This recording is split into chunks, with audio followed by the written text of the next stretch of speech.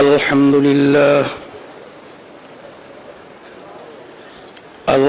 لله نحمده ونستعينه ونستغفره ونعوذ بالله من شرور أنفسنا من يهده الله فلا مضل له ومن يضلله فلا هادي له ونشهد أن لا إله إلا الله وحده لا شريك له ونشهد أن محمدا عبده ورسوله أما بعد فأعوذ بالله من الشيطان الرجيم بسم الله الرحمن الرحيم ولقد كرمنا بني آدم صدق الله العلي العظيم সবাই দুরূদ শরীফ পড়ি আল্লাহুম্মা সাল্লি আলা সাইয়্যিদিনা নাবিয়িনা শাফিঈনা ওয়া হাবিবিনা ওয়া মাওলানা মুহাম্মদ সাল্লাল্লাহু আলাইহি ওয়া আলা আলিহি ওয়া আসহাবিহি ওয়া বারাকা ওয়া সাল্লাম আল্লাহুম্মা সাল্লি আলা সাইয়্যিদিনা ওয়া নাবিয়িনা শাফিঈনা ওয়া হাবিবিনা ওয়া মাওলানা মুহাম্মদ صلى الله عليه وعلى آله وأصحابه وبارك وسلم اللهم صل على سيدنا ونبينا شفيعنا وحبيبنا ومولانا محمد صلى الله عليه وعلى آله وأصحابه وبارك وسلم শুকরিয়া আদায় করতেছি মহান রব্বুল আলামিনের দরবারে। রব্বুল আলামিন অগ্রহায়ণ মাসের মাহফিল শেষ দিন শেষ বৈঠকে আল্লাহ আমাদেরকে সুস্থ সহি সালামতে রেখে বাসার তৌফিক দান করছেন, শুকরিয়া তান বলি আলহামদুলিল্লাহ। হাদিসের মধ্যে আছে আল্লাহ রাসূল সাল্লাল্লাহু আলাইহি ওয়াসাল্লাম বলছেন, এশার নামাজ জামাত সহকারে আদায় করতে পারলে অর্ধরাত্র নফল ইবাদতে লিপ্ত থাকলে যে এই পরিমাণ সওয়াব হবে, ওই পরিমাণ সওয়াব আল্লাহ বান্দার আমল নামে লিখে দেবেন। অনুরূপভাবে ফজরের নামাজ জামাত সহকারে আদায় করলে বাকি অর্ধরাত্র নফল ইবাদতের সওয়াব আল্লাহ আমল নামে লিখে দেয়। এশা ফজরের নামাজ জামাত সহকারে আদায় করলে সারা রাত্র নফল ইবাদতের সব আল্লাহ বান্দার আমল নামায় লিখে দেবেন।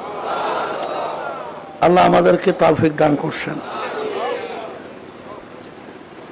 আবার আগামী ফাল্গুন মাসে মাহফিলে আমরা আসব, আল্লাহ যদি কবুল করেন।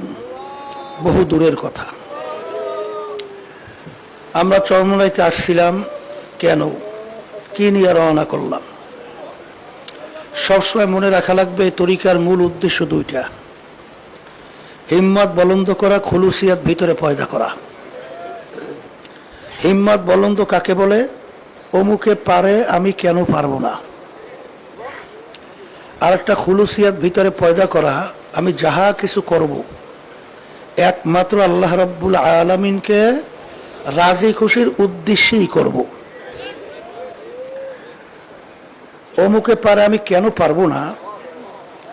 কিতাবের ভিতরে আসছে, দুনিয়ার ব্যাপারে তাকানো লাগবে নিচের দিকে, আর আখিরাতের ব্যাপারে তাকানো লাগবে উপরের দিকে। এক শ্রেণী আমার ভাইরা আছে, সবসময় ভিতরে একটা আফসোস, আর একজনের সম্পদ, আর একজনের শান শওকত দেখা। অনেক সময় দেখা যায় যে ওর 5 তলা বিল্ডিং, আমি থাকি পাতার ঘরে, টিনের ঘরে। আফসোস, এইভাবে এত একটা বিল্ডিং আমার হলো না। এই আফসোস করলে 5 তলা বিল্ডিং হয়ে যাবে, বরঞ্চ ভিতরে কষ্ট বাড়বে। ঠিক না?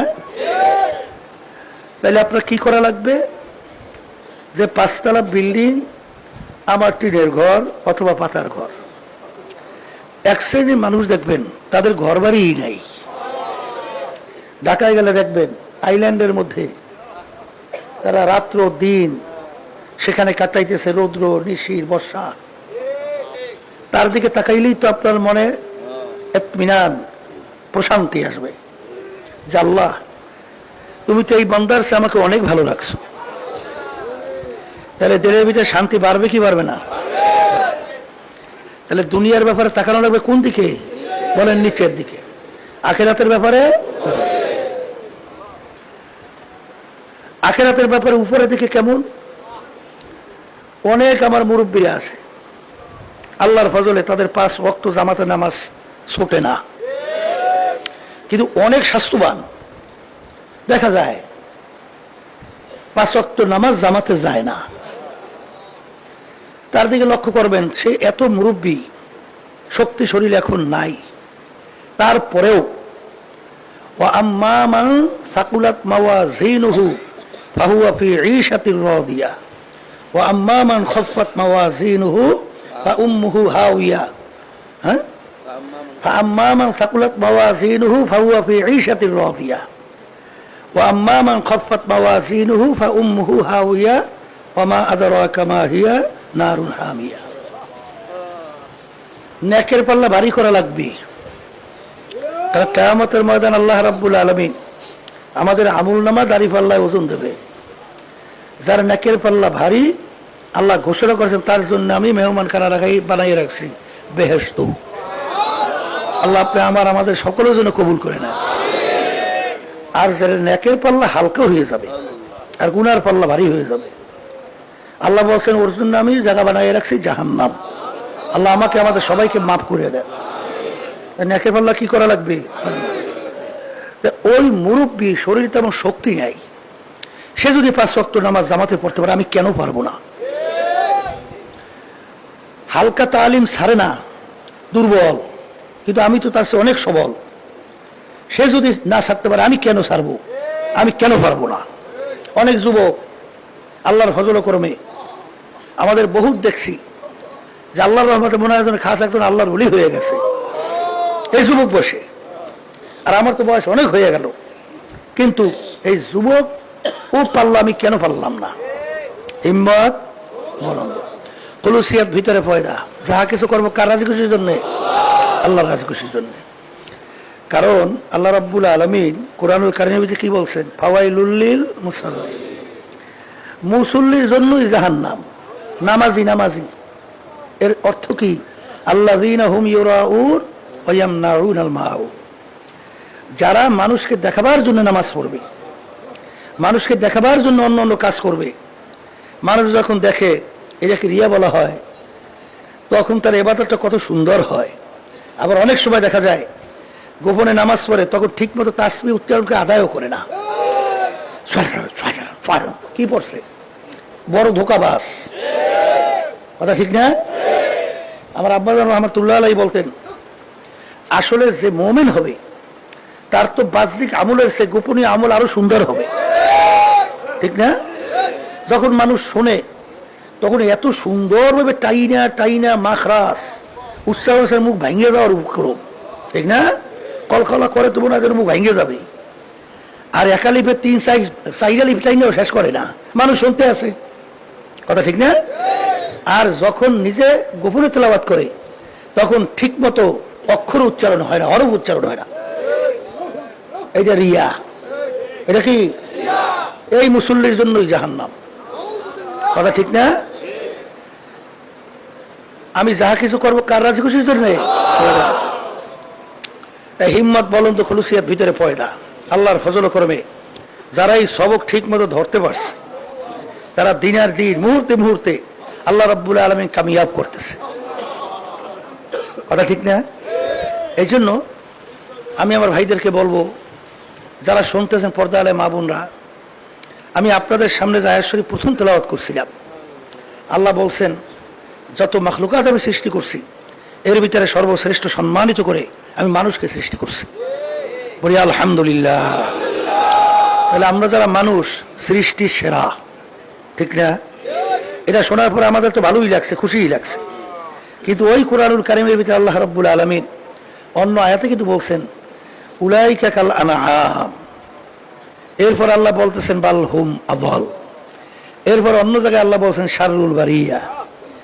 এক শ্রেণী মানুষ আশরাফুল মাখলুকাত হিসেবে আমি ওদেরকে বানাইছি, কিন্তু ওই মানুষগুলো চতুষ্পায় জানোয়ারের মতো। এরপর আল্লাহ বলতেছেন তার চেয়েও খারাপ। এরপর আল্লাহ বলতেছেন আমার যত মাখলুকাত আমি সৃষ্টি করছি এর ভিতরে সবচেয়ে নিকৃষ্ট জানোয়ারের নাম হলো শূকর। এক শ্রেণীর মানুষ আছে শূকরের চেয়েও খারাপ। নাউযুবিল্লাহ। কে বলছেন? কে বলছেন? এখন কোন মানুষ শ্রেষ্ঠ আর কোন মানুষ নিকৃষ্ট এই পরিচয়টা আমাদের জানা লাগবে না? এবং শ্রেষ্ঠ মানুষ হয়েই তো আমাদের দুনিয়া থেকে বিদায় নিয়ে কবরে যাওয়া লাগবে। কারণ ইমাম গাজ্জালী রাহমাতুল্লাহ আলাইহি ওটা এসেছিল এই ঘটনা নাকি? ইমাম গাজ্জালী রাহমাতুল্লাহ আলাইহি লেখছেন কিয়ামতের ময়দানে মানুষ 10 রকমের সূরাতে উঠবে। কয় রকম? কারণ হলো আল্লাহ রাব্বুল আলামিন তার নিজের কুদরতি হাতে কয়েকটা জিনিস তৈরি করছেন। এর ভিতরে একটা হলো মানুষের চেহারা। এই মানুষের চেহারা আল্লাহ রাব্বুল আলামিন তার নিজের কুদরতি হাতে তৈরি করছেন। এখন আল্লাহ রাব্বুল আলামিন তার কুদরতি হাতে যেই চেহারাটা তৈরি করছে এই সূরাতের মানুষগুলোকে জাহান্নামে দেবে কিভাবে? এই জন্য ওর পরিবর্তন ঘটবে। যার ভিতরে শুকুরের খাসলাত থাকবে কিয়ামতের ময়দানে শুকুরের সূরত নিয়ে উঠবে। কুত্তার খাসলাত থাকবে চরিত্র, কিয়ামতের ময়দানে কুকুরের সূরত নিয়ে উঠবে। বানরের যার চরিত্র থাকবে কিয়ামতের ময়দানে বানরের সূরত নিয়ে উঠবে। এরকম বিভিন্ন সূরাতে উঠবে। কথা ঠিক না? তাহলে এখানে ওয়ালাকাদ কাররামনা বানি আদম, আল্লাহ রাব্বুল আলামিন সৃষ্টির ভিতরে শ্রেষ্ঠ করে আমাদেরকে বানাইছেন, আবার সবচেয়ে নিকৃষ্ট তাও কি মানুষ। এখন এই মানুষের সম্মান, মানুষ শ্রেষ্ঠত্ব এইটা নির্ভর করে কি বংশের উপরে? সৈয়দ বংশ, চৌধুরী বংশ, তালুকদার, জমিদার, আরো অনেক অনেক এরকম বংশের উপরে কি তার ভালো মন্দ নির্ভর করে? তাহলে চেয়ারম্যান, মেম্বার, এমপি, মিনিস্টার, পি, মুফতি, মুহাদ্দিস, সেক্রেটারি, সভাপতি, তাইলে কোন কিসের উপরে ভিত্তি করিয়া মানুষ শ্রেষ্ঠ আর কিসের উপরে ভিত্তি করিয়া মানুষ নিকৃষ্ট এইটা আমাদের জানা লাগবে। কথা ঠিক কিনা? আমার ভাইদেরকে বলো, পর্দা আলে মা বোনরা যারা শুনতেছেন, আল্লাহ রাসূল সাল্লাল্লাহু আলাইহি ওয়াসাল্লাম বলেন আলা ওয়া ইন্না ফিল জাসাদি মুদগাহ ইযা সালুহা সালুহাল জাসাদু কুল্লু ওয়া ইযা ফাসাদাত ফাসাদাল জাসাদু কুল্লুহু আলা ওয়া হিয়াল কলব। শোনেন, ওমর রাদিয়াল্লাহু তাআলা আনহু তিনি কাফেরদের যখন অন্তর্ভুক্ত ছিল, কাফেরদের মিটিং হইতেছিল না, যে আল্লাহ রাসূল সাল্লাল্লাহু আলাইহি ওয়াসাল্লাম তার মাথা মোবারককে কাইটে নিয়ে আসতে পারবে, নাউযুবিল্লাহ। কেউ সাহস পায় না। ওমর ফারুক রাদিয়াল্লাহু তাআলা তরবারি থেকে খাপ থেকে তরবারি বের করে দাঁড়িয়ে গেছে, নাউযুবিল্লাহ। বলতেছিল আমি পারবো মুহাম্মাদের মাথা কাইটে নিয়ে আসতে, নাউযুবিল্লাহ। কাফের জাতেরা দেখলো এমন ব্যক্তি তার হয়েছে পারবেও, অপেক্ষা করতেছে আল্লাহ রাসূল সাল্লাল্লাহু আলাইহি ওয়াসাল্লামের মাথা মোবারক কাইটে নিয়ে আসবে। অল্প সময়ের ব্যবধান ওই ওমর ফারুক রাদিয়াল্লাহু তাআলা আনহু ওই তরবারি নিয়েই সর্বপ্রথম ইসলামের পক্ষে আল্লাহ রাসূল সাল্লাল্লাহু আলাইহি ওয়াসাল্লাম সহ সাহাবায়ে কেরামদেরকে নিয়ে রাজপথে ইসলামের পক্ষে নারায়ে তাকবীর, আল্লাহু আকবার এই স্লোগান দিয়ে নাম ছিল না? আচ্ছা, এখন বলেন তো যে ওমর ফারুক রাদিয়াল্লাহু তাআলা আনহু একটু আগে যখন আল্লাহর হাবিবকে কতল করার জন্য রওনা করছিল তখন তার চক্ষু ছিল 2টা, আর এখন ইসলামের পক্ষে নামছে, পরিবর্তন ঘটে এখন চক্ষু 4টে হয়েছে। হাত আগে 2টা ছিল, এখন 5টা হয়েছে। তাকে চোখে কোনো পার্থক্য আছে? হাতের দিক থেকে, পায়ের দিক থেকে, অন্য কোনো অঙ্গ প্রত্যঙ্গ? আগে যা যা ছিল তাই তো আছে, চেহারা সেইভাবেই তো আছে। কিন্তু তাইলে বোঝা গেল আগে আল্লাহর হাবিবকে কতল করার জন্য গেল এত বড় জঘন্য, আর সেই লোক এখন ইসলামের পক্ষে নামলো, একেবারে ইসলামের ভিতরে একজন ভালো মানুষ লিডার হয়ে গেল। বাহ্যিক কোনো পরিবর্তন হয় নাই, হয়েছে? তাহলে কোন জায়গায় যেন একটা পরিবর্তন হয়েছে, কথা ঠিক না? সেই জায়গাটার নাম হলো আল্লাহ রাসূল সাল্লাল্লাহু আলাইহি ওয়াসাল্লাম বলে, প্রত্যেকটা মানুষের ভিতরে আল্লাহ রাব্বুল আলামিন একটা গোশতের টুকরা দান করছে। কি টুকরা? ওই গোশতের টুকরা যার ভালো হয়ে যায়, ওই মানুষটা এক পর্যায়ে ফেরেশতার চেয়েও সম্মানিত হয়ে যায়। ফেরেশতার চেয়েও সম্মানিত। এই সম্মানিত ফেরেশতা যেখানে পৌঁছতে না পারে সেখানেও মানুষ পৌঁছে যায়, ঠিক না? আল্লাহ রাসূল সাল্লাল্লাহু আলাইহি ওয়াসাল্লাম সবে মেরাজে গেলেন। আল্লাহ নবী সাল্লাল্লাহু আলাইহি ওয়াসাল্লাম আল্লাহর ঘরের দেখছেন, ওই যে আছে না, এই ঘরে আল্লাহর হাবিবের ঘরের পাশে যে জায়গাটার নাম ভুলে গেলাম, হাতিমের ওখানে আল্লাহ নবী সাল্লাল্লাহু আলাইহি ওয়াসাল্লাম শোয়া আছে ঘুমাইয়া। জিবরাইল আলাইহিস সালাতু ওয়াস সালাম আসছেন, মিকাইল আলাইহিস সালাতু ওয়াস সালাম আসছেন, আসছে বোরাক নিয়া। আল্লাহ নবী সাল্লাল্লাহু আলাইহি ওয়াসাল্লাম ওঠেন, বোরাকে আল্লাহ রাব্বুল আলামিন বলছেন যাওয়া লাগবে। কোথায় যাইবে? সবে মেরাজে। কোথায় যাবে? আচ্ছা গেলেন, যাওয়ার পরে তার সাথী হইলেন কে? জিবরাইল আলাইহিস সালাতু ওয়াস সালাম। চলতেছে, এমন একটা জায়গায় যাইয়ে পৌঁছলো, জিবরাইল আলাইহিস সালাতু ওয়াস সালাম বলেন, আল্লাহ রাসূল সাল্লাল্লাহু আলাইহি ওয়াসাল্লাম, এখন আমার সামনে এক পা যাওয়ার শক্তি নাই। আমি যদি সামনে এক পা বাড়াই আমি জইলে বুঝে শেষ। এখন আপনার একা চলতে হবে। দেখেন, যেখানে সবচেয়ে আল্লাহ সম্মানিত ফেরেশতা জিবরাইল আলাইহিস সালাতু ওয়াস সালাম যাইতে পারে না, সেখানে আল্লাহ নবী সাল্লাল্লাহু আলাইহি ওয়াসাল্লাম মানুষ, সে সেখানে যাইতে আছে, একা ভয় ভয় করে, একা না? কিন্তু আল্লাহ রাব্বুল আলামিন তার ভয় কাটাবার জন্য তার সবচেয়ে কাছের সাথী আবু বকর সিদ্দিক রাদিয়াল্লাহু তাআলা আনহু, তার আওয়াজ আল্লাহ রাব্বুল আলামিন আল্লাহর হাবিবের কানে পৌঁছাইতেছিল। ভয় কাইটে গেছে, আমার সাথে আবু বকর আছে, ঠিকই না? তাহলে যাই হোক, এই যে পরিবর্তন এবং সম্মান বলতেছিলাম, ওমর ফারুক রাদিয়াল্লাহু তাআলা আনহু, তার যে এই পরিবর্তন হইয়া সে সম্মানিত হলো, কি কারণে? ওই গোশতের টুকরা। বলেন কি? তাহলে বোঝা গেল ওই গোশতের টুকরা যার ভালো, ওই মানুষটা ফেরেশতার চেয়েও সম্মানিত, সমস্ত মাখলুকাতের ভিতরে সম্মানিত। আর গোশতের টুকরা যার খারাপ, সেই মানুষটা একেবারে কুত্তা শিয়াল শুয়ারের চেয়েও খারাপ। শোনেন, বেলাল হাবশী রাদিয়াল্লাহু তাআলা গোলামের ছেলে, গোলাম, আব্বাও ছিল গোলাম, তিনিও গোলাম। বংশের দিক থেকে নিচু, হাফস বংশ, চেহারার দিক থেকে কালো, তেমন সৌন্দর্য না। ওদিকে আবার শিক্ষার দিক থেকে ছিল বকালাম, কিছু জানতো না। পয়সার দিক থেকে একেবারে নিচ্ছ, কোনো পয়সা টাকার মালিকই ছিল না। ওদিকে আবার জবান ছিল তোতলা। দুনিয়ায় মানুষ চলতে যে গুণ একটাও আছে? বলেন একটাও আছে? নাই বংশ, নাই শিক্ষা, নাই সৌন্দর্য, নাই চেহারা সুন্দর, নাই জবান সুন্দর, কি বোঝেন কি? ওদিকে আবার গোলামের ছেলে গোলাম। কিন্তু আল্লাহ এবং আল্লাহ রসুলের কাছে তার সম্মান, হ্যাঁ, সম্মানে কোনো শেষ আছে? কোনো শেষ আছে? আপনারা জানেন না, ওমর ফারুক রাদিয়াল্লাহু তাআলা আনহু অনেক সময় যখন লোকজন নিয়ে বসে থাকতেন মজলিসের ভিতরে, অনেক সময় যখন বেলাল হাবশী রাদিয়াল্লাহু তাআলা ঢুকতেন, তখন সম্মান সূচক শব্দ ব্যবহার করতেন, সাইয়েদানা বেলাল, আমাদের সর্দার বেলাল আসছে, ঠিক না? আল্লাহ রাসূল সাল্লাল্লাহু আলাইহি ওয়াসাল্লাম যখন শবে মেরাজে গেছিলেন, বেহেশতের থেকে খরমের আওয়াজ পাওয়া যায়। ভাই জিবরাইল, কিসের খরমের আওয়াজ? বলে আল্লাহ রাসূল, আপনার বেলালের খরমের আওয়াজ পাওয়া যায়। আল্লাহ রাসূল সাল্লাল্লাহু আলাইহি ওয়াসাল্লাম যেই বাহনের উপরে থাইকা বেহেশতে ঢুকবে, সেই বাহনের রশি কার হাতে? বেলাল হাবশী রাদিয়াল্লাহু তাআলা। দুনিয়ার দিক থেকে কি গুণ আছে? কোন গুণ আছে? তাহলে এত সম্মানিত কি কারণে? ওই গোশতের টুকরা কলব ভালো হওয়ার কারণে, কথা ঠিকই না? আর এই কলব পরিষ্কার করা প্রত্যেকটা মহিলা পুরুষের জন্য ফরজ, ভালো করা। কারণ কলব ভালো না হইলে আপনার জন্য পবিত্র জায়গায় বেহেশতে আল্লাহ দেবেন না। কারণ আল্লাহ কি বলছেন? ইল্লা মান আতাল্লাহা বিকলবিন সালিম। পবিত্র পরিচ্ছন্ন কলব ছাড়া আমার পবিত্র জায়গা বেহেশতের ভিতরে হবে না। কে বলছেন? মুখ খুলে বলেন, কে বলছেন?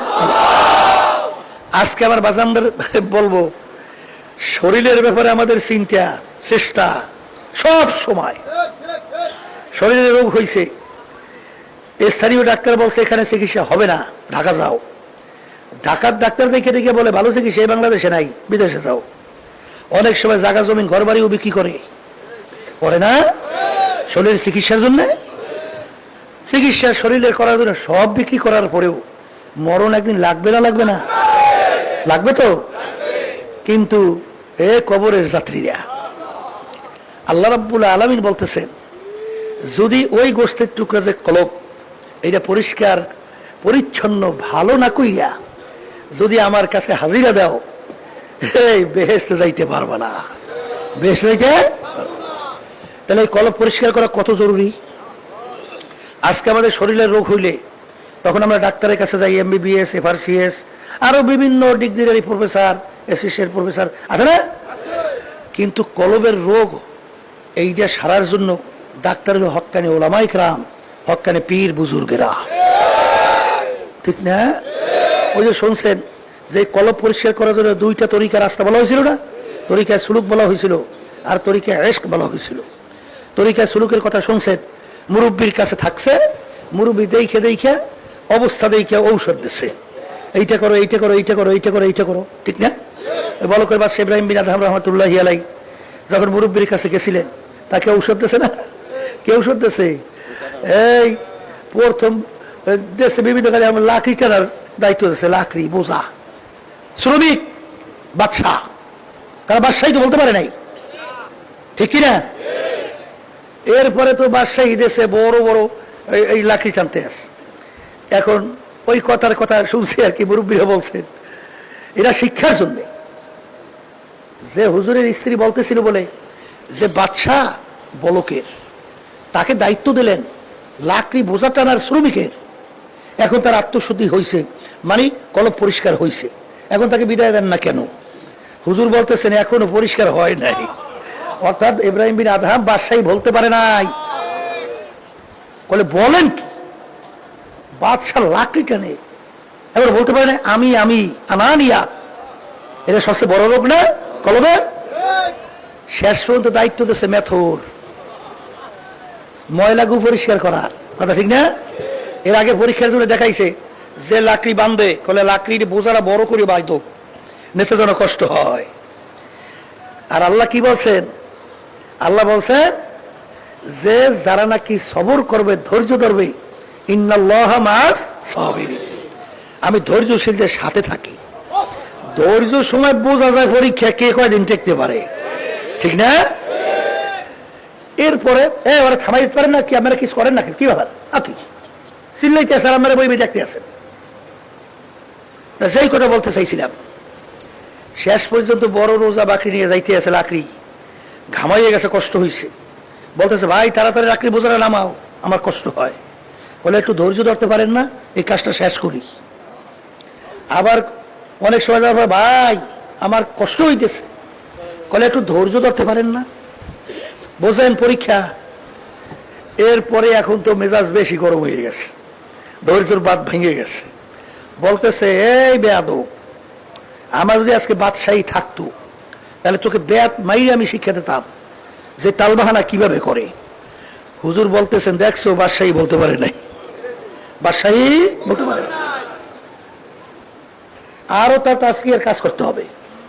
তাজকিয়ার কাজ করতে গিয়ে জানেন এখন বলতেছেন যে এখন ইব্রাহিম তার বাদশাহী বলছে, বলে কিভাবে? এখন মেথরের দায়িত্ব দিচ্ছে না, ময়লা নিয়ে যায়, একজনকে শিখিয়ে দিয়েছে ইব্রাহিমের আদহাম যখন ময়লার হাড়ি নিয়ে রাস্তা দিয়ে যাবে এমন ভাবে ধাক্কা মারবা হাড়ি যেন পড়ে ভেঙে যায়। তা দেশেও ঠিক মতো ধাক্কা, ময়লার হাড়ি পইরা ভাঙছেও, যে ধাক্কা দিয়েছে তারও জামা কাপড় নষ্ট শরীর, আর ইব্রাহিমের আদহাম তারও শরীর কি নষ্ট। দোষ কার? যে ধাক্কা দিয়েছে সে না? কিন্তু উল্টা ইব্রাহিমের আদহাম রহমতুল্লাহি আলাইহি তার পাও জড়াই ধইরা কান্দে, ভাই আপনি আমাকে মাফ করিয়ে দেন, ময়লার হাড়ি নিয়ে আমার উচিত ছিল রাস্তার নিচ দিয়ে যাওয়া। আমার ময়লার হাড়ি ফুইরে আপনার শরীর কাপড় নষ্ট হয়েছে, আপনি আমাকে মাফ করিয়ে দেন। অর্থাৎ নিজেকে নিজে মিটাইয়া দিচ্ছে, নিজেকে নিজে ছোট মনে করছে। আলহামদুলিল্লাহ এখন পিসা হুজুর বলেন যে আত্মশুদ্ধি এখন হয়েছে, এই তরিকা সুলুকের পদ্ধতি, কথা ঠিক কিনা? এইভাবে হক্কানি ওলামাই কেরাম পীর বুজুর্গের কাছে না গেলে কলবের রোগ ভালো হয় না, আর আত্মশুদ্ধিও করা যায় না। এই জন্য দেখবেন যত আল্লাহর ওলিদের ইতিহাস, এই যে আল্লামা জালালউদ্দিন রুমি রহমাতুল্লাহি আলাইহি কি বলছিলেন, খোদ মাওলানা রুমি না শোধ তা গোলামে শামসুত্তিবরিজি না শোধ। আমি রুমি ততক্ষণ পর্যন্ত রুমি হতে পারি নাই যতক্ষণ পর্যন্ত শামসুত্তিবরিজির শাগরেদ হইতে পারি নাই। কথা ঠিক না? আল্লামা রশিদ আহমদ গাঙ্গী রহমাতুল্লাহ আলাইহি এত বড় আলেম, এত বড় মুহাদ্দিস, যার উপাধি ছিল জামানার আবু হানিফা, কথা ঠিক না বেঠিক? যার উপাধি ছিল কুতুবুল আলম,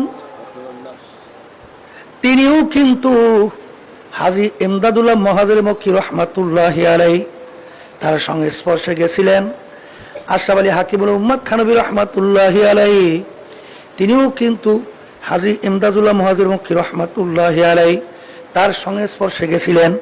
কারণ কি, ওই যে গোশতের টুকরা কলব নামক, যার মাধ্যমে মানুষের দাম বাড়ে এবং কমে।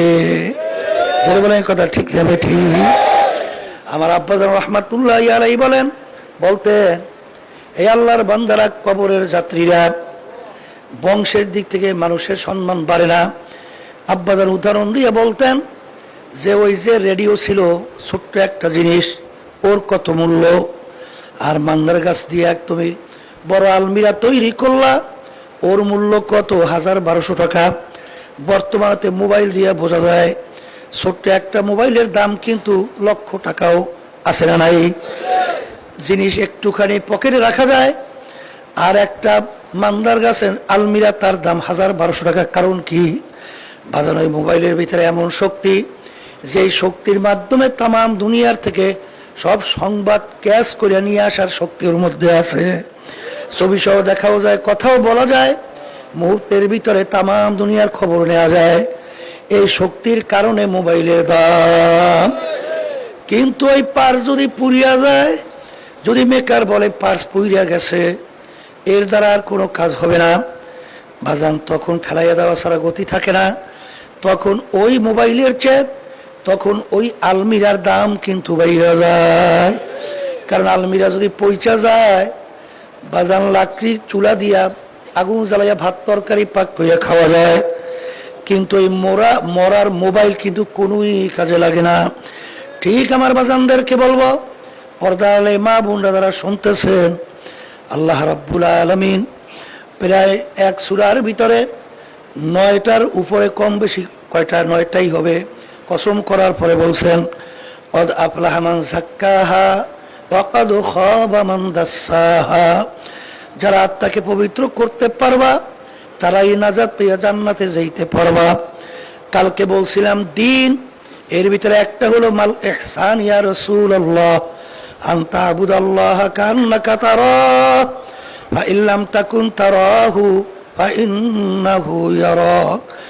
এমন ভাবে আমার মাওলার ইবাদত করো, গোয়াকে মনে হয় যেন আমার মালিককে দেখতেছো।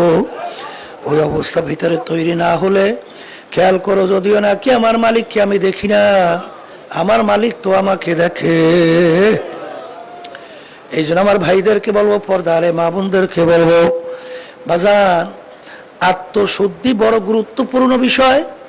আমরা উপরেও এত সাবান দিয়া চেহারাকে সাজাই, এত সুন্দর পোশাকাদি পরি, আরে অনেকে দিন দিন যায়, একদিন পরপরই পোশাকাদি পরিবর্তন করে। কত দামি দামি জিনিস, কত আতর, কত কিছু ব্যবহার করি বাহ্যিক শরীর সুন্দর, পোশাকাদি সুন্দরের জন্যে। কিন্তু বাজান কলব তোমার আমার যে খারাপ হইয়া আছে, ওই কলব যদি ভালো না কইরা খোদা না কাজটা কবরে শুইয়া বসো, মালিকের দরবারে হাজিরা দাও, ওই কলবের চিকিৎসার জন্য আমার মালিক জায়গা বানাইয়া রাখছেন জাহান্নাম। আল্লাহ আমাকে আমাদের সবাইকে আপনি মাফ কইরা দিয়ে। এ কবরের যাত্রীরা কলবের বড় বড় উল্লেখযোগ্য রোগের ভিতরে 10টা, এর ভিতরে একটা বলছিলাম তাকাব্বুরি, আমি ভালো আমি বড়, আমি ভালো আমি বড়। এইটা বলার শক্তি দুনিয়ার কোনো মানুষের না। কারণ বাজান আল্লাহর ইতিহাস পড়লে দেখবেন, আমার আব্বাজান রহমাতুল্লাহ আলাই বাজান তিনি বয়ানের সময় বলতেন যে আমি ফজলুল করিম দুনিয়ার থেকে বিদায় নিয়ে আমি কবর যাওয়ার পরে তোমরা যদি ফুলের মালা একটার পর একটা গাইথা আমার কবর ভইরা রাখো, আর আমার মালিক যদি আমাকে মাফ না করে ওই ফুলের মালা আমার কিছু আসে যায় না। আর যদি জুতার মালা একটার পর একটা গাইথা তোমরা যদি আমার কবর ভইরা রাখো, আর আমার মালিক যদি আমাকে কবরে মাফ কইরা দেয় ওই জুতার মালা আমার কিছু আসে যায় না। আল্লাহ। হাকিমুল উম্মাত আশরাফ আলী থানভী রহমাতুল্লাহ আলাইহি একদিন বয়ান করতে করতে বলতেছেন, এ দুনিয়ার মানুষ, আমি মনে একটা কুকুরের চেয়েও খারাপ হয়ে গেলাম। হুজুর আপনি কুকুরের চেয়ে কিভাবে খারাপ হইলেন? আমরা অনেকে বাড়িতে কুকুর পালি, কুকুরকে আমরা কোনো ভালো জিনিসের ভাগ দেই না, হাড্ডি কাটা বাহিরে ফেলাই, কুকুর খাইয়ে তার জীবনকে বাঁচায়। ওদিকে মালিক রাত্রে ঘুমাইয়া যায়, কুকুর কিন্তু ঘুমায় না, সারা রাত্র মালিকের বাড়ি পাহারা দেয়। ভোরবেলা দেখবা কুকুরের চক্ষু লাল হইয়া যায়। ওই সময় যদি মালিক কুকুরকে মারে, উচিত ছিল কুকুর মালিককে কামড় দেওয়া, এ নেমো খারাপ, আমি তোর কোনো ভালো জিনিসের ভাগ নেই নাই। আরে হাড্ডি কাটা বাহিরে ফেলাইছ, আমি খাই আমার জীবনকে বাঁচাইলাম, সারা রাত্র তুই নাকটাই না ঘুমাইলি, আমি সারা রাত্র তোর বাড়ি পাহারা দিলাম, তোর যেন কোনো ক্ষতি না হয়। বাজান লোকমান হাকিম রহমাতুল্লাহ আলাইহি নাম শুনছেন? আল্লাহু আকবার। তাকে জিজ্ঞাসা করেন যে আপনি আমার মালিকের স্মরণ, এত জিকির এত স্মরণ কিভাবে করলেন, কিভাবে শিখলেন, কার থেকে শিখলেন? তিনি বলেন আমি কুকুর থেকে শিখছি। কুকুরকে আমরা কোনো ভালো জিনিসের ভাগ দেই না, কুকুরকে আমরা অবহেলা করি, অনেক সময় মারি, ঘর থেকে তাড়াইয়া দেই, আর এই পিটাইয়া তাড়াইয়া বাইরে থেকে বের করে দেয়। কিন্তু কুকুরকে যত মারো, যত খাবার না দাও, ভালো মন্দ সবসময় মালিকের পাশে এসে বসে থাকে, করুণ দৃষ্টিতে তাকাইয়া থাকে, ও মালিককে ভুলতে পারে না। অনেক সময় মালিককে বাঁচাবার জন্য সমুদ্রে পর্যন্ত লাভ দেয়, নিজের জীবনের কোনো খেয়াল করে না। কুকুর থেকে শিখছি মালিকের কিভাবে তার সত্য স্বীকার করতে হয়। বাজান আশরাফ আলী থানভী রহমাতুল্লাহ আলাইহি বলেন যে কুকুরকে যখন মারে, কুকুর কামড় তো দেওয়া দূরের কথা, লেজ পেটের নিচে ঢুকায়, কান দুইটা নিচের দিকে নামায়, চেহারা একটু মাথা কাইত কইরা, চক্ষু দুইটা বুঝু বুঝু মালিকের দিকে করুণ দৃষ্টিতে তাকায়, তাকাইয়া করুণ সুরে ঘেউ ঘেউ কইরা ডাকে। মনে হয় যেন কুকুর বলতেছে, মালিক তুমি আমাকে মাইরো না, তুমি আমাকে মাফ করে দাও। হাকিমুল উম্মাত আশরাফ আলী থানভী রহমাতুল্লাহ আলাইহি বলেন, ওরে দুনিয়ার মানুষ, আজকে কুকুরটার মালিক চিনলো, আর তোমার আমার সৃষ্টিকর্তা আমার মালিককে চিনলাম না। আমার মালিকের কত দয়া, কত মায়া। আমার মালিক তোমাকে আশরাফুল মাখলুকাত, আমাকে আশরাফুল মাখলুকাত বানাইলেন, আবার মুসলমানের ঘরে জন্মদান করাইলেন। আজকে তুমি আর আমি দুনিয়ার ভিতরে পরিচয় দিই, আমি আব্দুল করিম, আমি রেজাউল করিম, আমি রহিমা খাতুন। আরে আজকে মালিককে তুমি আর আমি চিনলাম না। হাকিমুল উম্মাত আশরাফ আলী থানভী রহমাতুল্লাহ আলাইহি বলেন, আমি মনে একটা কুকুরের চেয়েও খারাপ হয়ে গেলাম। বাজান নিজেকে নিজে কিভাবে ছোট মনে করছিলেন। আর বর্তমানে এক শ্রেণী দেখা যায়, আলেম হইয়া, পীর হইয়া, মুফতি হইয়া, মুহাদ্দিস হইয়া, ইমাম হইয়া, একটু সভাপতি সেক্রেটারি হইয়া চরমনে অনেক মুজাহিদের ব্যাপারেও শোনা যায়। আমি পুরান মুজাহিদ, আমি অনেক আগে চরমনায়ের মুরিদ। হ্যাঁ, মাতুকবাড়ি করতে আইছো, তুই কয়দিন হয়েছে চরমনায় গেছো? বোঝা গেল যে তুমি চরমনায় মুরিদ অনেকদিন হয়েছো ঠিকই, কিন্তু এখন পর্যন্ত আমি বলতে পারো না। জোরে বলেন কথা ঠিক কিনা? কিন্তু বাজান সবসময় মনে রাখো, তাকাব্বুরি আমার মালিকের খাস পোশাক, আল কেবরো রেদাই। তাকাব্বুরি মানুষের মালিকের খাস চাদর, যেটা সেফাত গুণ একমাত্র মাওলার সঙ্গে সম্পৃক্ত, যে করবা এর চেয়ে বড় জালেম আর দ্বিতীয় থাকতে পারে না। লাভ কি বাজান? দুনিয়ার মধ্যে ডাকাইতের দলের সরদার, ওর কত পাওয়ার বাজান। দলীয় লোক অন্যায় করলে অনেক সময় গুলি কইরাও মাইরে ফেলায়, কত শাস্তি দেয় কোন পর্যন্ত? পুলিশের হাতে অ্যারেস্ট হওয়ার আগ পর্যন্ত। যখন পুলিশের হাতে অ্যারেস্ট হইয়া যায়, বুট দিয়া যখন লাথি মারে, পাড়ায় হাড্ডি গুড্ডি ভাঙ্গে, কোথায় যাবে ওর সারগিরি, কোথায় যাবে ওর সর্দারগিরি, কোথায় যাবে বাবুগিরি? ঠিক বাজান চক্ষু খোলা দুনিয়ায় আমি পরিচয় দেই আমি পীর। আল্লাহ বাজান কালকেও একজনে বলতে দিল, হুজুর আল্লাহর কত ফজল করি রহমাতুল্লাহ আলাই, তার কাছে মোবাইল করছিলাম। আমি বলি কে? আল্লাহর কত উত্তর দেয়, আমি ফজলুল করিম। বলে কোন ফজলুল করিম? বলে আমি চরমনাইয়ের ফজলুল করিম। তখনও বলে না আমি চরমনাইয়ের পীর ফজলুল করিম।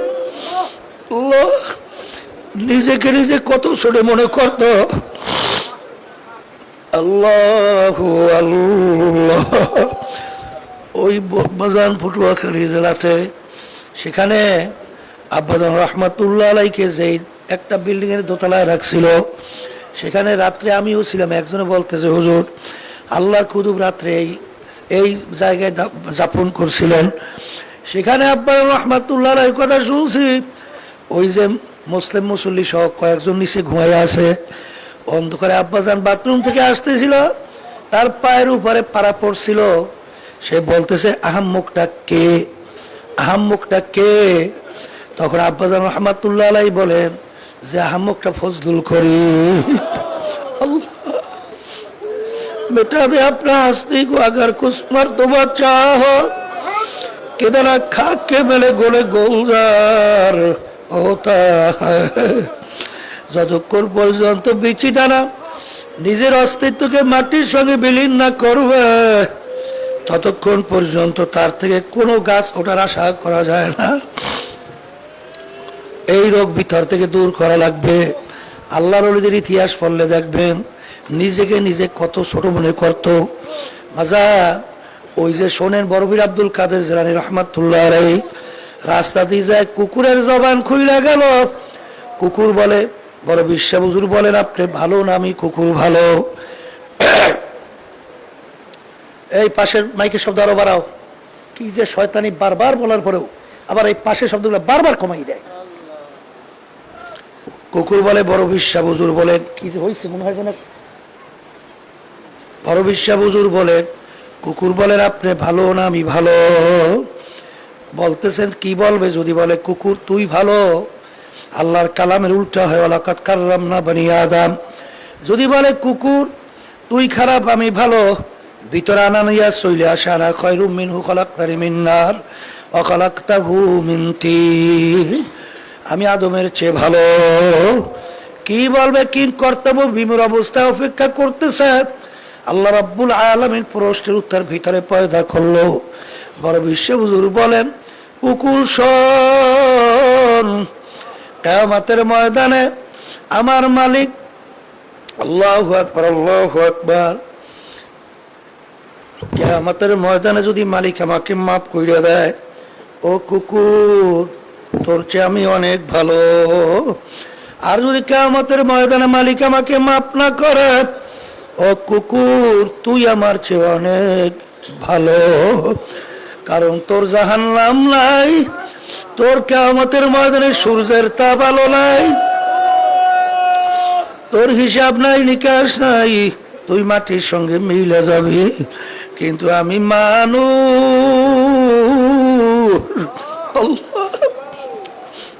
কিয়ামতের ময়দানে আমার দাঁড়াইয়া মালিকের সামনে হিসাব দেওয়া লাগবে। যদি খোদা না খাস্তা আমি ধরা খাইয়া যাই, ওই সূর্যের তাপে মাথার তালুটা টাস টাস করে ফাইটা মগজগুলো ভাতের মতো উতলাইতে থাকবে। ও কুকুর, তুই আমার চেয়ে অনেক ভালো, তুই আমার চেয়ে অনেক ভালো। আল্লাহ আল্লাহ নদীর ইতিহাস বইরে দেখবেন বাজান, আল্লাহ কিসের বর্মে আগিরি, কিসের টাকা ভরি বাজান। কারণ কবরে যাইয়া মাপ পাওয়ার আগ পর্যন্ত নিজেকে নিজে একটা শুয়ারের চেয়ে ভালো মনে করা যায় না। এই যে আল্লামা জিলি রহমাতুল্লাহ আলাইহি বলেন, কবরে যাইয়া মাপ পাওয়ার আগ পর্যন্ত নিজেকে নিজে একটা শুয়ারের চেয়ে ভালো মনে করা যায় না। আল্লাহ জব্বুল কালাম আপনার হাতে মালিক, দয়াময় করে আমাদের কলবকে আপনি পরিষ্কার করে দেন। হিংসা কলবের রোগ, পর উন্নতিতে সহ্য করতে না পারা। হিংসা করিয়া কি লাভ? বাজার হাদিসের ভিতরে আছে আল হাসাদ ইয়াকুলুল হাসালাত, সমস্ত নেকি জ্বালাইয়া হিংসার আগুনে ধ্বংস করে দেয়। কোনো লাভ নাই, বরঞ্চ ক্ষতি। বাজান হব্বে যা হব্বে মাল, মালের মহাব্বত, সম্মানের মহাব্বত, এইটা অন্তরে একটা রোগ দূর করা লাগবে। আর একটা রোগের নাম রিয়া, মানুষকে দেখাবার জন্য ইবাদত। আর একটা রোগের নাম লোভ। বাজানের লোভের কারণে মানুষ হারামের ভিতরে লিপ্ত হয়। বাজানের একটা রোগের নাম হইল গোসা, রাগ। মানুষ অনেক সময় নাউজুবিল্লাহ কুফরি পর্যন্ত পৌঁছে দেয়। বাজার এখানে মনে রাখা লাগবে, রাগ থাকবে নালে মানুষ হয় না। কিন্তু আশরাফ আলী হাকিমুল উম্মাহ থানভী রহমাতুল্লাহ আলাইহি বলছেন, রাগের মুখে লাগাম লাগানো লাগবে। ঘোড়ার মুখে যেরকম লাগাম লাগাইলে ঘোড়া যেরকম নিয়ন্ত্রিত, ঠিক তোমার রাগের মুখে লাগাম লাগাও, রাগ তোমার কন্ট্রোলে থাকবে। রাগ যেন সীমা লঙ্ঘন না করে। বাজান রাগ না থাকলে সেটা মানুষের মধ্যেই না। জোরে বলেন কথা ঠিক কিনা? এই জন্য রাগ একটা রোগ। বাজান এই যে গিবত শিকায়েতের রোগ দূর করা লাগবে। এই রোগগুলা দূর করার জন্যে এই যে তরিকার 5 ঔষধের মধ্যে একটা ঔষধ হলো সকাল সন্ধ্যা আল্লাহর জিকির করা লাগবে। আল্লাহর জিকিরের মাধ্যমে কলব থেকে গায়রুল্লাহ দূর হইয়া যায়। আমি কলব থেকে দূর হইয়া যায়। কারণ যখন লাভ হইলা তুমি মাথা ডান দিকে ঘুরাও, তখন খেয়াল করো নাই নাই নাই, আমার পীরের গরম নাই, মুফতির গরম নাই, আমার টাকার গরম নাই, আমার ক্ষমতার গরম নাই, আমার বংশের গরম নাই, আমার সৌন্দর্যের গরম নাই, আমার শিক্ষার গরম নাই, নাই নাই নাই, আল্লাহ বাদে কেহ মাবুদ নাই। এইভাবে মাওলার জিকির করতে করতে করতে করতে এক পর্যায়ে দেখবা কলব থেকে গায়রুল্লাহ আল্লাহর ফজলে সব পইরা যায়। পড়ার পরে এক আল্লাহর বান্দা বলেন আল্লাহু আকবার, আল্লাহু আকবার, আর তামান্না দিল সে রুখসাত হো গাই, আব তো আজাব তো খেলওয়াত আগাই। এ আল্লাহর বান্দারা, আল্লাহর হাবিব বলেন যে যাকারাল্লাহ খনাসা ওয়া ইদা গফালা ওয়াসওয়াসা, শয়তান মজবুত হইয়া কলবের ভিতরে বসে। যখন আল্লাহর বান্দা বান্দি জিকির করে কলব থেকে শয়তান পইরা যায়। বাজান গাফেল কিন্তু দিলের ব্যাপার। যদি একবার দিল তৈরি করতে পারো আল্লাহর জিকির আজকারের মাধ্যমে, কোরআনুল কারীমের তেলাওয়াতের মাধ্যমে, মৌতের মুরাকাবা বেশি বেশি করার মাধ্যমে, বাজান সাদিকিনের বান্দারদের সহজ সংস্পর্শে যাওয়ার মাধ্যমে, একবার যদি তোমার দিল যদি আল্লাহর ফজল করমে, আল্লাহর স্মরণ যেটাকে সুলতানুল আসগর বলা হয়, একবার যদি দিলে বসাতে পারো, দুনিয়ার সব কাজ করবে ঠিক, কিন্তু এক মুহূর্তের জন্য আল্লাহকে বলতে পারবে না। আব্বাজান বলতেন তোমার সন্তানের এমন রোগ হইল, ডাক্তার বলে অল্প সময়ের ভিতরে ঔষধটা আনতে হবে, নালে রোগী কিন্তু ঝুঁকিপূর্ণ। তুমি দৌড়াইছো ডাক্তারের দোকানে যাও, রাস্তার ভিতরে যাও, গাড়ি ঘোড়া চলে দেখে ঠিক মতো চলো। রাস্তার ভিতরে পোল পার হও, অনেক কিছু পার হও, বাজারে যাইয়া ঠিক তুমি ঔষধের দোকানে গেলা, ঔষধ যেইটা সেইটাই চাইলা, এরপর ঔষধ নিয়ে ঠিক মতো আসলা, দুনিয়ার সব কাজ কিন্তু করলা, কিন্তু তুমি বলো এক মুহূর্তের জন্য তোমার সন্তানের কথা বলছো? জোরে বলেন, বলা গেছে?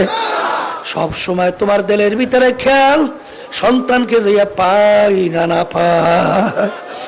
দুনিয়ার কাজ করে ঠিকই, আল্লাহ ওয়ালারাও দুনিয়ায় থাকে, দুনিয়াদাররাও দুনিয়ায় থাকে, কিন্তু বাজার দুনিয়াদাররাও বাজার ঘাট করে, আল্লাহ ওয়ালারাও বাজার ঘাট করে, কিন্তু দুনিয়াদার আল্লাহ বলা, কারণ তাদের সবসময় দিলের ভিতরে খেয়াল আমার মালিক তো আমার দিকে তাকাইয়া আছে, আমার মালিক তো আমার দিকে চাইয়া আছে। বাজান এই দিলের খেয়াল তৈরি করার জন্য বেশি বেশি আল্লাহর জিকির না করলে দিলের কলবের মধ্যে আল্লাহর স্মরণ থাকে না, আর কলব পরিষ্কার হয় না। কারণ আল্লাহ রাসূল সাল্লাল্লাহু আলাইহি ওয়াসাল্লাম বলেছেন, লিকুল্লি শাইইন সিকালা ওয়া সিকালাতুল কুলুবি যিকরুল্লাহ। মাওলার জিকিরের মাধ্যমে কলব পরিষ্কার হয়, আমার মালিকের স্মরণ ভিতরে তৈরি হয়, দুনিয়ার মুহাব্বত বাড়ে, আখিরাত মুহাব্বত কমে, আখিরাতের মুহাব্বত বাড়ে। দুনিয়ার আল্লাহু আকবার, দুনিয়ার জন্য যে দিল টানে ওই টান কমে যায়, আখিরাতের টান বাড়ে। এই জন্য বেশি বেশি আমার মাওলার জিকির কইরা দেখেন, ভালো লাগুক বা না লাগুক আমার মালিকের জিকির দুইটা টাইম ছাইরেন না। কারণ ঠিক মতো মাওলার জিকির করে, আর এই যে দুই নম্বর ঔষধ আল্লাহর ওলিদের কিতাব পড়া। আল্লাহর ওলিদের কিতাব পড়ার মাধ্যমে বাজান আল্লাহর ওলিদের রুহানি ভাবে তাদের সঙ্গে একটা সম্পর্ক তৈরি হয়। এই জন্য আল্লাহর কিতাবে ওলিদের কিতাব পড়া ছাড়া যাবে না। এই দুই ঔষধ মহিলাদের জন্য। 3 নম্বর, সাপ্তাহিক হালকাজের তালিমে থাকেন, কারণ তালিমে হালকায় গেলে বাজান সাদিকিন বান্দাদের সংস্পর্শে থাকা হয়, এরপরে তালিমের মাধ্যমে আলেম হওয়া যায়। আর চরমনার মুজাহিদ কেউ মূর্খ থাকতে পারবে না। আমার আব্বাজান দাদাজানের কথা বলতেন, চরমনার কোনো মুজাহিদ মূর্খ থাকতে পারবে না।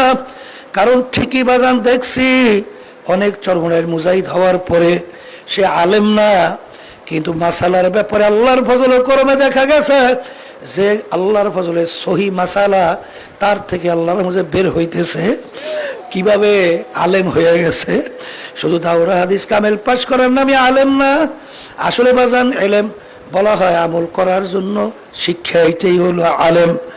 চরমনের কোনো মুজাহিদ বাজান মূর্খ থাকতে পারবে না। চরমনের অনেক পুরান মুজাহিদ শোনা যায় এখনো ঠিক মতো তাদের তেলাওয়াত সহি হয় না। বাজান তেলাওয়াত সহি না হইলে নামাজ হবে? নামাজের ভিতরে তেলাওয়াত সহি করে তেলাওয়াত করা কি জোরে বলেন ফরজ? তোমার চেষ্টা চিন্তা নাই, ওদিকে দুনিয়ার ব্যবসা বাণিজ্যের ব্যাপারে খুব বোঝেন, সব কিছু বুঝলেন, কিন্তু নামাজ যে হয় না এ ব্যাপারে চিন্তাও নাই। বাজান এমন আল্লাহর কুতুব ফজলুল করিম রহমাতুল্লাহ আলাইহি আব্বাজান বয়স্কদের জন্য আলহামদুলিল্লাহ কোরআন শিক্ষা বোর্ডের মাধ্যমে ট্রেনিং কোর্স প্রতিষ্ঠা করে গেছেন। যদি ঠিক মতো তুমি 15 দিন 2 ঘন্টা করে সময় দাও, আল্লাহর ফজলে করমে তুমি একজন আলেম হইতে পারবা। কি হইতে পারবেন? আলেম হইতে পারবেন। এরকম বহুত প্রমাণ আছে আল্লাহর রহমতে। আপনাদের এলাকায় এলাকায় যাইয়া বয়স্ক ট্রেনিং কোর্স আপনারা প্রতিষ্ঠা করবেন। কোরআন শিক্ষা বোর্ড 68,000 গ্রামে তখন আব্বাজান বলছিলেন প্রতিষ্ঠিত করতে হবে, কারণ শত্রু যেই পথে আসে ওই পদ্ধতিতে মোকাবিলা করতে হবে। অনেক সময় শোনা যায় চরমনের রাজের মুহিব্বিন মুজাহিদ তারা প্রতিষ্ঠান খোলে ঠিক, নুরানি অন্য অন্য প্রতিষ্ঠান, কিন্তু বাজান তাহলে আল্লাহর কুতুব কোরআন শিক্ষা বোর্ড রাখছেন কেন? তাইলে আপনি কেমন মুহিব্বিন হইলেন? আপনি ধৈর্য নেন আমাদের মুআল্লিম পান না, কিন্তু মুআল্লিম তাদেরকে কোরআন শিক্ষা বোর্ডের ট্রেনিং দেওয়া নেন।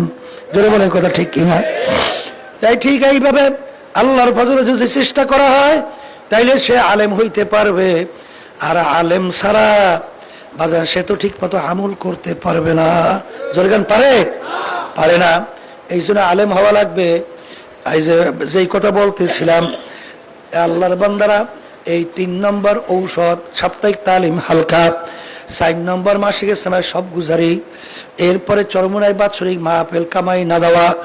ঠিক যারাই 5 ঔষধ পালন করত বা করে, আল্লাহর কুতুব চ্যালেঞ্জ দিয়া বলতেন, বাজার আমি তোমাদের কাছে চ্যালেঞ্জ দিয়া বললাম, আল্লাহর ফজল করমে ইখলাস নিয়া তুমি যদি 5 ঔষধ ঠিক মতো পালন করতে পারো, আল্লাহর খাস মেহেরবানিতে চ্যালেঞ্জ হিসাবে বললাম, শয়তান এবং নফস আম্মারা তোমাকে আল্লাহর ফজলে গুনার কাজের কাছেও নিতে পারবে না।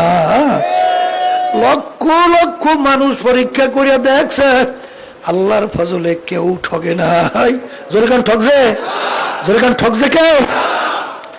তাইলে আমার বাজানদেরকে বলবো, নেকের পাল্লা ভারী করা লাগবে, গুনার পাল্লা হালকা, কিয়ামতের ময়দানে। কথা ঠিক কিনা? এই 5 ঔষধ পালন করিয়া পরীক্ষামূলক দেখেন, আল্লাহর ফজল ও করমে দেখবেন আপনার চোখে পানি আসতো না, এখন চোখে পানি ঠেকাইও রাখতে পারবেন না। আল্লাহর ফজল ও করমে যখন আযাব গজবের কথা মনে আসবে, যখন তার গুনার কথা মনে পড়বে, তখন তার চোখ থেকে বাইয়া বাইয়া পানি পড়ে, আর ভিতর থেকে মালিক তুমি যদি আমাকে মাফলা করো, আমার কি উপায় হবে? আমার মালিক, তোমাকে যদি আমি না পাই, আমার কবরে কি উপায় হবে? কিয়ামতের ময়দানে কি উপায় হবে? মিজান পৌঁছাতে আমার কি উপায় হবে? আল্লাহ আল্লাহ, এই ভিতরে আফসোস তৈরি হয়, নেকের কাজ করার আগ্রহ পয়দা হয়, আর ওই আল্লাহর বান্দা বান্দি আমার মালিককে পাওয়ার জন্য বান্দা বান্দি পাগল হইয়া যায়। আল্লাহর বান্দারা, পর্দারে মা বোনেরা পরীক্ষা করিয়া দেখেন, আল্লাহর কুতুবরা যে ঔষধ রেখে গেছেন, বাজারে একটু পরীক্ষামূলক আদায় করে দেখেন। আমার আব্বাজান দাদাজান এই কথা বলতেন, 3 দিনেও আল্লাহ বুঝ দিতে পারেন, 7 দিনেও বুঝ দিতে পারেন। যদি নিয়ম অনুযায়ী আদায় করো, আল্লাহর ফজলে 21 দিনে বেশি আর লাগবেই না। এরপরে যদি পরিবর্তন না হয়, তোমরা আমাদেরকে গালি দিও, কিন্তু আল্লাহর কুতুবদেরকে আজ পর্যন্ত কেউ গালি দিতে পারে নাই। জোরে কোন পারছে? যদি না পারে, তাইলে বাজান যারা নতুন বিশেষ করে আসছেন, খবরদার, বাজান কোন দলাদলি বুঝি না, এই চরমনাই বুঝি না, অমুক টমুক বুঝি না। আমাদের উদ্দেশ্য নেক আমল করা, ইমানকে মজবুত করা, গুনার থেকে ফেরা, কলব নরম করা, চোখে পানি নিয়া তারপর কবরে রওনা করা। কিন্তু বাজানদেরকে বলবা, যদি কলব নরম না কইরা, চোখে পানি না নিয়া, গুনার থেকে না ফিরা, যদি ইমানকে মজবুত না কইরা কবরে যাইয়া শোও, বাজান কবরে হালাত। একটু দুনিয়া থাকা অবস্থায় মোরাকাবা করো, চিন্তা করো, ওই কবরে কেউ তখন থাকবে না। তখন দিক বিদিক হারাই আল্লাহকে যখন ডাকবা, আমার মালিক তখন বলবে, নাফরমানের দলেরা, দুনিয়ার স্বাধীনতা পাইছিলি পরীক্ষার হলের মধ্যে, আমাকে যেরকম তুই ভুইলা গেছিলি, এইভাবে তোকে আমি ভুইলা গেলাম। কবরে শত শত বছর আমাকে ডাকবি, একবার আর ডাকে সারা দিব। এই কবরের মাটি দুই পাশ থেকে এমন ভাবে চাপ মারো, এক পাজরে হাড্ডি অন্য পাজরে ঢুকে যাইবে। আল্লাহ রাসূল সাল্লাল্লাহু আলাইহি ওয়াসাল্লাম সাহাবায়ে কেরামদের সামনে 2 হাতের আঙ্গুল ফাঁক কইরা এইরা ভাগে এক আঙ্গুল আর এক আঙ্গুলের ভিতরে ঢুকাইয়া, এরকম এক পাজরে হাড্ডি অন্য পাজরে ঢুকে যাবে। আল্লাহ আপনি আমাকে, আমাদের সবাইকে মাফ করিয়া। নতুন যারা বিশেষ করে আমার বাজাররা আসছো, আমি বলি না, আল্লাহ রসুল বলছেন, আল কবরু রাউযাতুম মিন রিয়াজিল জান্নাহ আও হুফরাতুম মিন হুফারিন নার। কারো কবর বেহেশতের বাগান হইয়া যাবে। আল্লাহ আপনি আমাদের সবার জন্য কবুল করে নিয়ে, কারো কবর জাহান্নামের আগুনের আল্লাহ গাড়া হইয়া যাবে। আল্লাহ আমাকে, আমাদের সবাইকে মাফ করে দেন। আল্লাহ রাসূল সাল্লাল্লাহু আলাইহি ওয়াসাল্লাম বলেন, কোন নাফরমানের কবরের ভিতরে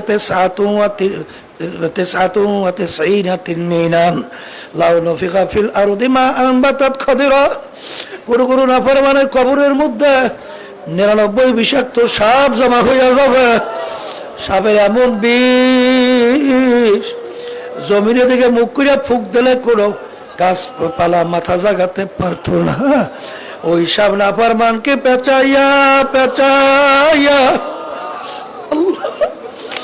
ঠুকরাইতে থাকবে। এ মুসলমান, আল্লাহ হাবিব হাদিস বিশ্বাস হয় না? আল্লাহ আল্লাহ আপনি আমাকে আমাদের সবাইকে মাফ করিয়া দিয়ে ঠোকরাবে। আল্লাহ আমাদের সবাইকে মাফ করিয়া দেন। কবরের ভিতরে দুইজন আন্দা বয়রা ফেরেশতা আইসা গুরুয়া পিটাবে। আল্লাহ আমাদের সবাইকে মাফ করিয়া দিয়ে।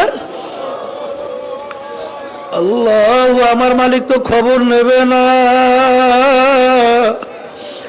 আর আজকে দুনিয়া থাকা অবস্থায় একবার যদি আমার মালিককে ডাক দাও, সঙ্গে সঙ্গে আমার মালিক ডাকের সাড়া দেয়।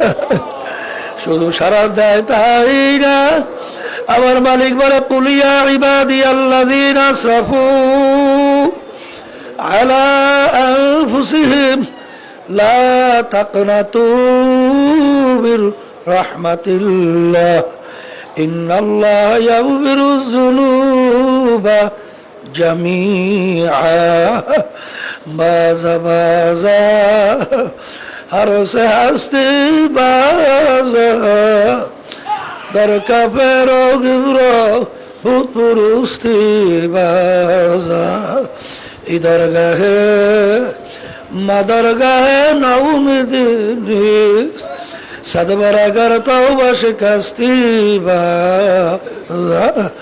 আমার মালিক ডাক দেওয়ার আব্দুল করিম, হে রেজাউল করিম, হে রহিমা খাতুন, আয় আয় আয়। আমার দরবার নৈরাশার দরবার না, আমার দরবার বঞ্চিতের দরকার না। তুই যদি ভূত পূজার মতো শিরকি গুনাহ কইরা থাকো, পাহাড় পরিমাণও গুনাহ করো, দেলটাকে বাইঙ্গা খালেস তাওবা কইরা দুই হাত আমার দিকে তুইলা দুই চোখের পানি ছাইরা যখন করুণ সুরে ডাক দিবি, এ আমার দয়ার মালিক,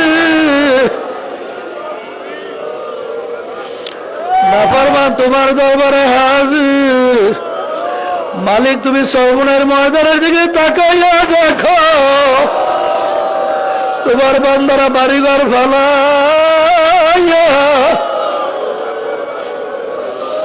পাগলের মতো ময়দানে বইসা তোমাকে ডাকে। আল্লাহ আল্লাহ, দয়াময় করে আমাদেরকে তোমার খাস বান্দা হিসেবে কবুল করে নেন। আল্লাহ, বান্দা বান্দি যখন তেলটাকে ভাইগা যখন আমার মালিককে ডাক দেবে, আমার মালিক বড় দয়ার মাওলা, বড় মায়ার মাওলা। আল্লাহ আল্লাহ, আমার মালিক ডাক দিয়ে বলে, বান্দা বান্দিরা, আর তুই যখন আমার ছাড়া কোনো দরজা দেখলি না, আমি মালিক ছাড়া কোনো মালিক দেখলি না, আয় আয়, তোকে আমার কুদরতি কোলের ভিতরে জায়গা না দিয়া পারব না। এই যে আমার বাজানদেরকে বলবো, খবরদার, বুঝে আসুক বা না আসুক, ভালো লাগুক বা না লাগুক, বাজান অসুখ হোক, জবানে পর না দিলে মাওলার জিকির ছাড়িল না।